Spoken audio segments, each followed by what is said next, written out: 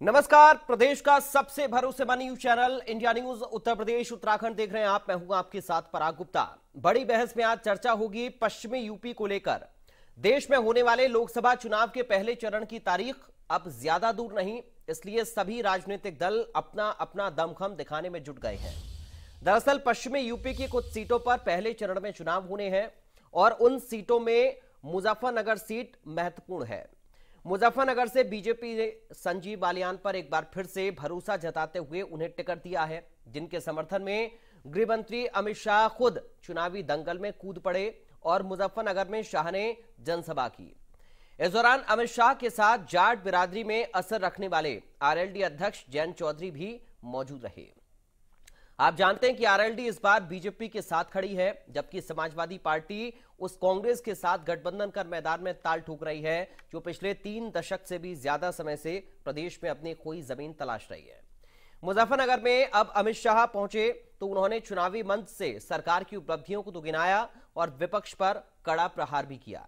शाह ने कहा कि घमंडिया गठबंधन का मकसद परिवार के लोगों को प्रधानमंत्री और मुख्यमंत्री बनाना है, जबकि मोदी का मकसद देश के किसान, गरीब, मजदूर, दलित और आदिवासी को मजबूत बनाकर अपने पैरों पर खड़ा करना है। 2014 में यहां आया था जब मैं, तो उस समय मुजफ्फरनगर और सहारनपुर से पलायन चालू हो गया था। आपने 2017 में बीजेपी की सरकार बनाई और योगी सरकार ने यहां पर गुंडों का आतंक बंद करके पलायन को रोका, लोगों को सुरक्षित करने का काम किया।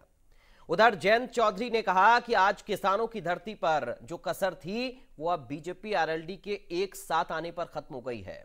सरकार अगर चौधरी चरण सिंह को सम्मान दे सकती है तो इसके लिए आपको और बड़ा दिल दिखाना होगा। सुनिए केंद्रीय गृह मंत्री अमित शाह और जयंत चौधरी का बयान। उसके बाद आज इसी मुद्दे पर करेंगे खास पैनल के साथ बड़ी बहस। को सुरक्षित किया है, मोदी जी ने देश को समृद्ध किया है। मोदी जी ने एमएसपी पर आजादी के बाद सबसे ज्यादा खरीदी करने का काम नरेंद्र मोदी जी ने किया है। भाई और बहनों, आज मैं पश्चिमी उत्तर प्रदेश में आया हूं। 2014 में मैं भाजपा का प्रभारी था। मैं यहाँ आया था, कैराना से, मुजफ्फरनगर से, सहारनपुर से पलायन चालू हो गया था। यहां पर कोई सुरक्षित नहीं था। आपने 2017 में भाजपा की सरकार बनाई, योगी सरकार ने यहां पर गुंडों का आतंक बंद कर यहां पलायन रोका है और लोगों को सुरक्षित किया है। और इसके साथ साथ अब निर्दोष नागरिकों की जगह अब उत्तर प्रदेश से गुंडे पलायन करने लगे हैं। इस प्रकार की स्थिति उत्तर प्रदेश में बनाने का काम भारतीय जनता पार्टी की योगी आदित्यनाथ की सरकार ने किया है। भाई और बहनों, ये चुनाव में जो घमंडिया गठबंधन इकट्ठा हुआ है, 12 लाख करोड़ के घपले, घोटाले, भ्रष्टाचार करने वाले लोग इकट्ठा हुए।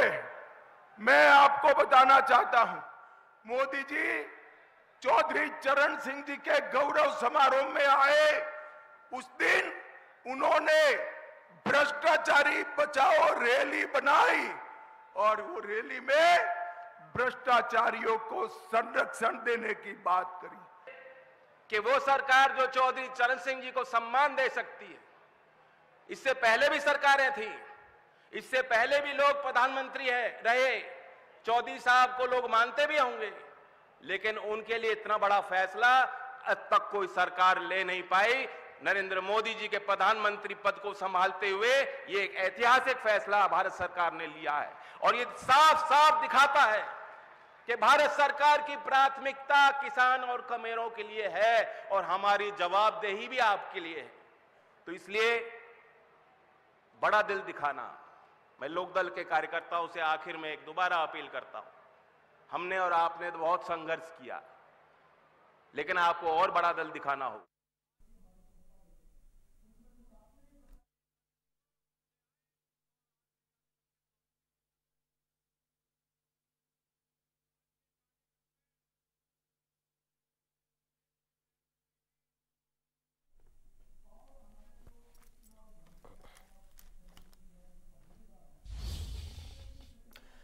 चलिए, इस वक्त हमारे साथ कुछ खास मेहमान जुड़ गए हैं, सीधा आपका परिचय करा दें। बीजेपी से प्रवक्ता प्रशांत उमराव है। प्रशांत जी, आपका स्वागत है। आरएलडी से प्रवक्ता रोहित अग्रवाल है। रोहित जी, आपका स्वागत है। कांग्रेस पार्टी से प्रवक्ता संजीव सिंह है। संजीव सिंह जी, आपका स्वागत है।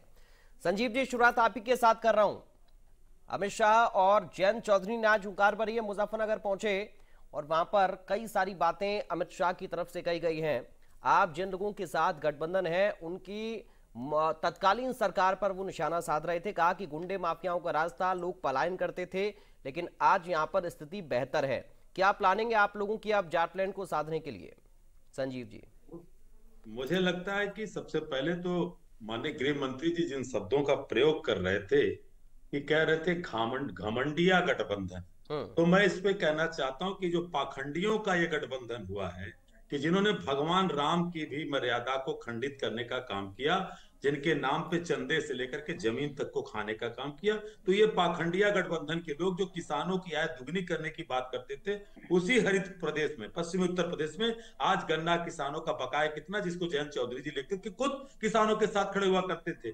दूसरी तरफ जिन गुंडों की बात करते हैं, तो ज्यादा दूर मत जाइए, प्रधानमंत्री जी जिस वाराणसी से सांसद चुन करके जाते हैं, वहां पर एक जरायम की दुनिया से आए व्यक्ति को, उसकी पत्नी को एमएलसी बनाने का काम किया। वहीं पे भारतीय जनता पार्टी का प्रत्याशी सुदामा पटेल ये कहता रह गया कि बनारस, भदोही और चंदौली के भारतीय जनता पार्टी के लोग मेरा साथ नहीं दे रहे हैं, एक माफिया की पत्नी को एमएलसी बना रहे हैं। इसके बारे में थोड़ा आप गूगल करके देख लीजिएगा। ठीक तो है। ये इनका चाल संजीव जी, आपने जो कहा उससे दो सवाल है, उसके बाद फिर मैं रोहित जी के पास जा रहा हूं और प्रशांत जी के पास जाऊंगा। पहला ये, क्या जयंत चौधरी अब किसानों के साथ नहीं खड़े हैं? और दूसरा ये कि अगर आप आरोप लगाएंगे तो फिर आरोप बड़े गंभीर लग जाएंगे आपके साथियों के ऊपर। रोहित जी, आपका रिएक्शन। देखिए, राष्ट्रीय लोकदल निरंतर किसानों के साथ खड़ा है, हर तरीके से मजबूती से किसानों के साथ खड़ा है और राष्ट्रीय लोकदल पे ही किसान विश्वास करता है। किसान ये मानता है कि अगर राष्ट्रीय लोकदल किसी भी गठबंधन के साथ है तो उस गठबंधन के अंदर चाहे वो सत्ता में रहे चाहे विपक्ष में रहे, वो किसानों के लिए संघर्ष करता रहेगा। जिस तरीके से यशस्वी प्रधानमंत्री नरेंद्र मोदी जी ने किसानों का सम्मान किया है चौधरी चरण सिंह जी को भारत रत्न देके, स्वाभाविक है कि कांग्रेस के प्रवक्ताओं को, कांग्रेस के नेताओं को, समाजवादी पार्टी के नेताओं को ये पच नहीं रहा है, क्योंकि वो किसानों का सम्मान कैसे हो गया। वो तो चाहते थे सिवाय गांधी परिवार के आगे किसी का सम्मान ही ना हो, तो अब जब वो सम्मान हुआ है तो इनको कहीं ना कहीं वो तकलीफ होना स्वाभाविक है। प्लस ये बात करते गन्ना किसानों के भुगतान की, भाई साहब जब 2017 में समाजवादी पार्टी की सरकार गई थी तो 42,000 करोड़ का भुगतान छोड़ के गई थी। आज करंट वित्तीय वर्ष जो चल रहा है उसका कुल 5-7 हजार करोड़ रुपए का बकाया होगा, वो भी रनिंग बकाया है कि जो कि निरंतर होता चला जा रहा है। उसके बाद भी आप इस तरीके की बयानबाजी करते हैं तो मुझे लगता है शर्मनाक है। गन्ना किसानों का रेट निरंतर बढ़ रहा है, आज करीब 60 रुपए योगी सरकार ने बढ़ाया है और ये हमको आपको समझना पड़ेगा कि एफआरपी भी बढ़ा दिया है गन्ना किसानों का, जो कि पूरे देश के अंदर एप्लीकेबल होता है, जिसके बेसिस पे उत्तर प्रदेश में अगला जो गन्ना किसानों का रेट होगा वो लगभग 400 रुपए होगा, जिसके लिए राष्ट्रीय लोकदल संकल्पित है। अगले फाइनेंशियल ईयर में जो गन्ना किसानों का रेट होगा वो 400 रुपए मिनिमम होगा, न्यूनतम होगा। ये हम आपको आश्वस्त करने का चलिए रोहित जी, लेकिन सवाल ये भी है कि आप इसी भूमि पर जाकर जब बीजेपी का विरोध करते थे तो बहुत सारी बातें किया करते थे, लेकिन अब क्या जयंत चौधरी की बात पर जनता भरोसा करेगी? क्या उन पर विश्वास कर पाएगी? ये बड़ा सवाल है। और कितना कारगर साबित होती है आपकी कवायद और ये गठबंधन और बीजेपी आरएलडी का मेल, ये चुनाव की बात तय होगा। प्रशांत जी, आपके पास सर मैं आ रहा हूं, क्योंकि कई सारे आरोप आप लोगों के वादों को लेकर लगा रहे हैं। संजीव जी वो कह रहे हैं कि जिस तरीके के वादे आप लोगों ने किए वो पूरे नहीं हो पाए हैं। आने वाले वक्त में जिस तरीके के वादे आप लोग कर रहे हैं, कैसे उन पर काम करेंगे? या अभी जो बातें आरोप प्रत्यारोप विपक्ष और आप लोगों के बीच में हो रही हैं, कैसे इस पूरी स्ट्रेटजी को आप बना रहे हैं? प्रशांत जी, देखिए, भारतीय जनता पार्टी एक ऐसी पार्टी है जो वादे करती है, वादों को पूरा करती है। 2014 में जो हमने वादे किए थे हम 19 तक पूरे किए, 19 के चुनाव में जो हमने किए हैं आज हमने पूरे किए। इसी का परिणाम है कि चुनाव दर चुनाव जो है जनता भारतीय जनता पार्टी पर विश्वास करती है। 2017 में उत्तर प्रदेश में जो हमने वादे किए वो कंप्लीट किए। 22 में जनता ने दोबारा हमको जनमत दिया। और जो अन्य पार्टियां हैं वो वादे करती हैं लेकिन वहां पर निभाती नहीं। जिन जिन राज्यों में इनकी गलती से सरकारें भी आ जाती हैं वहां पर अगले 5 साल के बाद ये रिपीट नहीं कर पाते हैं। हमारी सरकारें देखिए, हर राज्य 1-2 राज्यों को छोड़ दिया जाए तो रिपीट होती हैं। रिपीट होने का मतलब कि आप जनता के सामने किए हुए वादों को आप पूरा कर रहे हैं। देखिए, एक बार किसी राज्य में सत्ता आना कोई बड़ी बात नहीं, उस सत्ता को आप रिपीट करते हैं तब इसका मतलब है कि आप जनता के उम्मीदों पर, आकांक्षाओं पर खरे उतरे हैं। और कांग्रेस सरकार की यही नीति रही कि पहले आप चुनाव से पहले कुछ और कहिए, चुनाव के बाद कुछ और कहिए, पहले कुछ वादे करिए, उसके बाद मुकर जाइए। आज भारतीय जनता पार्टी जो है, जो बहुजनों के नायक है, किसानों के नेता है, चाहे स्वर्गीय चरण सिंह जी हों, कर्पूरी ठाकुर जी हों, इनको सम्मान दिया तो इनके पेट में पीड़ा होना स्वाभाविक है। ये लोग जब थे तो इनके जो प्रधानमंत्री अपने स्वयं को भारत रत्न दे देते थे, और जो अन्य नेता थे दूसरी पार्टी के विचारधारा के थे, उनको सालों साल तक वेट करना पड़ा। भाई क्यों नहीं सरदार पटेल जी को, चौधरी चरण सिंह जी को, मोरारजी देसाई को, उनको तुरंत मरणोपरांत दिया गया भारत रत्न। नेहरू जी तो अपने जीवित रहते ही 54-55 में दे दिए, इंदिरा गांधी भी स्वयं को दे ली, और राजीव जी का भी देहांत हो उसके अगले साल 91 में उनको मिल गया। तो ये चाहते नहीं कि इनके परिवार से बाहर किसी अन्य नेता को सम्मान मिले, और भारतीय जनता पार्टी जब अन्य नेताओं को सभी को सम्मान देती है। हमने तो प्रणब मुखर्जी साहब को भी दिया है, हमने मुलायम सिंह यादव जी को पद्म विभूषण दिया। हम लोग तो किसी भेदभाव की राजनीति नहीं करते। जिन लोगों का, नेताओं का देश के विकास में योगदान रहा है, जिनका समाज के विकास में योगदान रहा है, हम लोग उनको सबको सम्मान करने का काम करते हैं। ये सर्वसमावेशी राजनीति मोदी जी की है, और इसी का परिणाम की जनता लगातार हमारे पर विश्वास कर रही है। और ये उत्तर प्रदेश में तो पूरा खुला मैदान है, कहीं कोई विपक्ष दिख नहीं रहा। आज इनके बार प्रत्याशी बदलते हैं, आज कोई देते हैं, कल किसी और को देते हैं, दो लोगों के एबी फॉर्म ये दे देते हैं। ठीक है, जनता समझ रही है कि चले आप कहते हैं घमंडिया गठबंधन है, और वो कहते हैं कि आप दूसरे दलों के प्रत्याशियों को लेके उनको क्लीन कर देते हैं। आरोप प्रत्यारोप तो दोनों तरफ से ही है, लेकिन संजीव जी अब सवाल ये है कि आप लोगों के साथ कौन है, किसके भरोसे पश्चिम की डगर है, बताइए। जयंत चौधरी भी चले गए, उधर पल्लवी पटेल भी छोड़कर चली गई हैं, उधर ओवैसी साहब भी आ गए हैं, पल्लवी ओवैसी मिल गए हैं, मायावती अपना अलग लड़ रही हैं। तो किसके सहारे आप पश्चिम की डगर को अब पार पाने की कोशिश कर रहे हैं संजीव जी? पहली बात की पाखंडिया गठबंधन के जो साथी हमारे बात कर रहे थे, पहली बात जान जाएं कि वो आदरणीय कर्पूरी ठाकुर की पार्टी सरकार को गिराने का किसने काम किया था, इनको मालूम नहीं होगा। यही भारतीय जनता पार्टी के लोगों ने उनके मां की गाली देकर के सदन में उस सरकार को गिराने का काम किया था। और आज भी वही कर्पूरी ठाकुर के मुद्दे को, जाति जनगणना की बात जब कांग्रेस पार्टी उठाती है तो कहते हैं साहब कोई जाति नहीं है। दूसरी तरफ चौधरी चरण सिंह जिन किसानों की बात करते थे, स्वामीनाथन जो एमएसपी की बात करते थे, आज वही मोदी सरकार एमएसपी पे क्यों पीछे भाग जाती है? 700 से ज्यादा किसान शहादत को प्राप्त हो गया, और मोदी जी ने स्वयं गुरु नानक जयंती के दिन कहा था कि हम आपको एमएसपी का कानून देंगे। जयंत चौधरी उस समय साथ थे, हम भूले नहीं है कि हाथरस में जब उस बेटी की बात उठाते हो, जयंत चौधरी जी के ऊपर जो लाठियां चली थी, तब रोहित अग्रवाल हमारे साथ हमारी बात बोलते थे। आज वो जिस तरह से सत्ता के लिए लोग मिले हुए हैं, जनता देख रही है, हमारे साथ जनता है, और जो जनता हमारे साथ है वो मुद्दे के साथ है। क्योंकि आज देश में सबसे बड़ी बेरोजगारी, जहां पर मैं बात आप कह रहे हैं कि वो सत्ता के लिए साथ है बीजेपी के, और वो कह रहे हैं कि हम जनता के काम करने के लिए साथ हैं। जनता कहाँ, अंतर क्या है दोनों में? रोहित अग्रवाल जी, ठीक है, महंगाई पे क्या मुद्दा है? चलिए रोहित अग्रवाल जी के पास में चल रहा हूं एक रिएक्शन लेने के लिए। रोहित अग्रवाल जी, क्या अंतर है सर दोनों बातों में?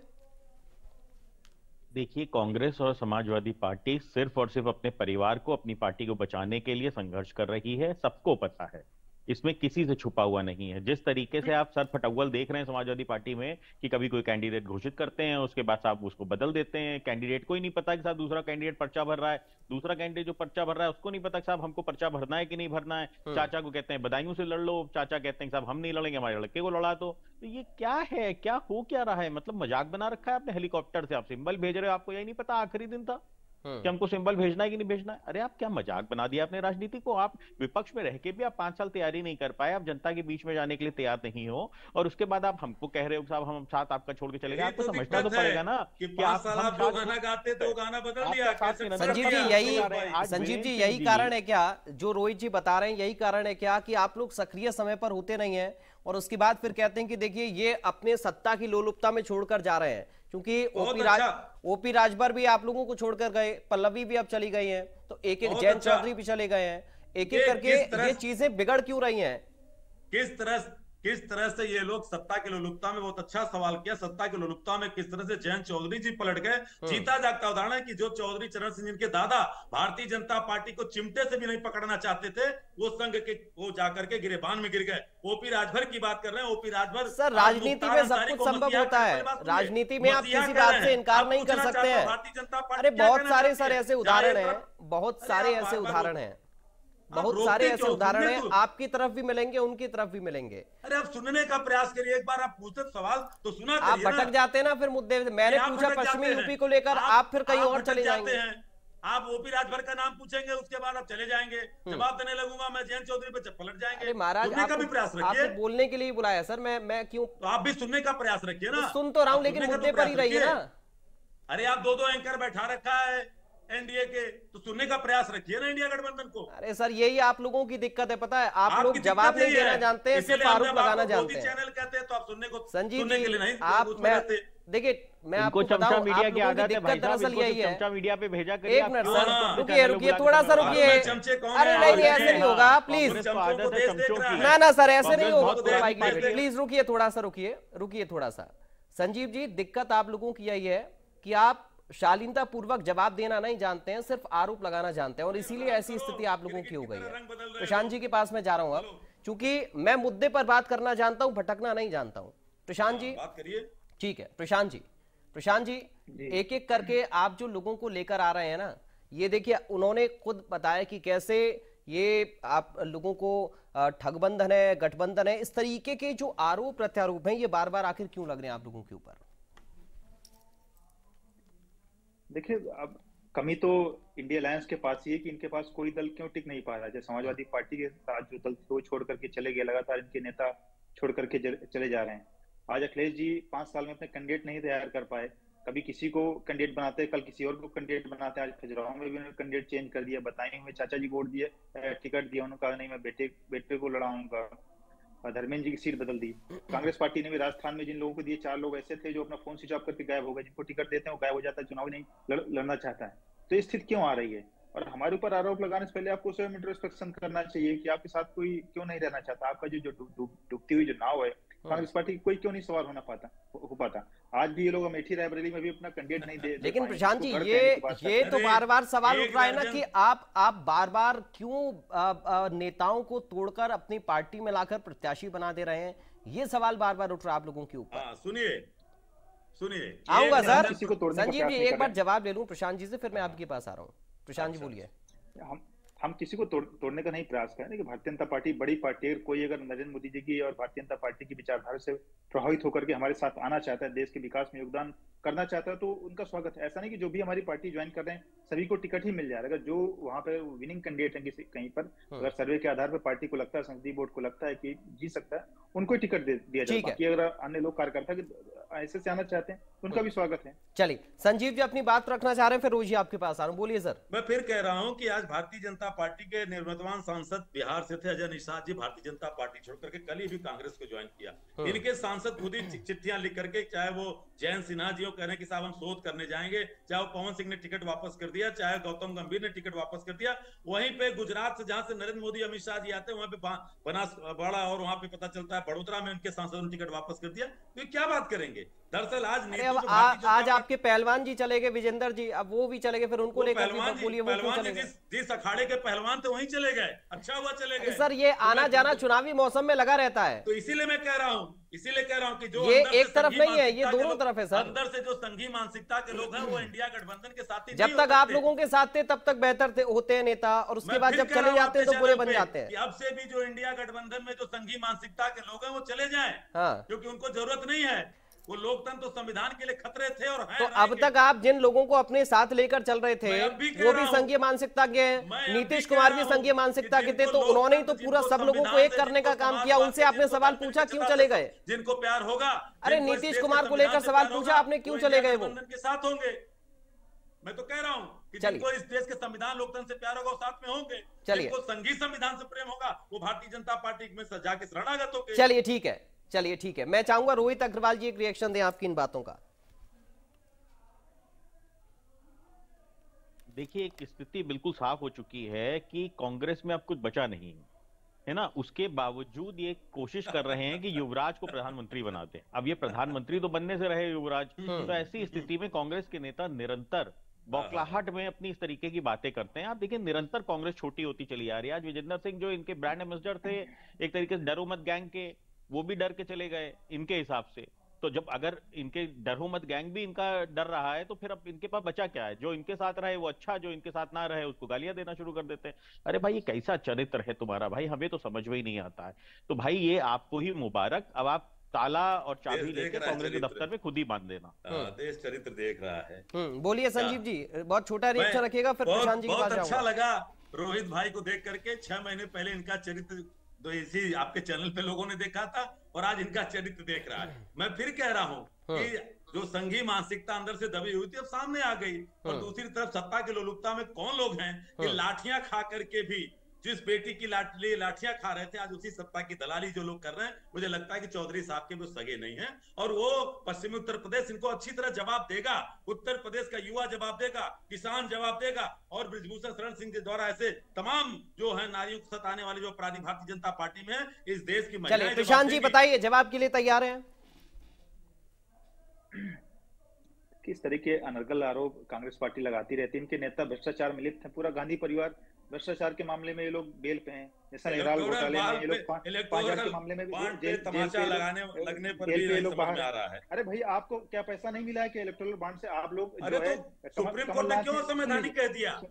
जवाब दे पाए आप? हाँ बिल्कुल बता रहा हूँ। आप ला रहे थे एसबीआई के पीछे। अब रुकिए संजीव जी, अब इलेक्टोरल बॉन्ड पर मत जाइए प्लीज। जी बता रहा हूँ। बहुत संक्षेप में फाइनल रिएक्शन प्रशांत जी। चंदा लेने के बाद उसके बाद पता चलता है कि आपकी बोलती बंद हो जाती है। मेघा स्टील से और कमलनाथ इन्होंने 626 करोड़ रुपए कैश लिए, इसलिए इन पे फाइन लगाया गया इनकम टैक्स द्वारा। इनकम टैक्स द्वारा फाइन लगाया गया कि इन्होंने इनकम टैक्स मनी ली। 626 करोड़ रुपए कांग्रेस पार्टी ने कमलनाथ और मेघा स्टील से।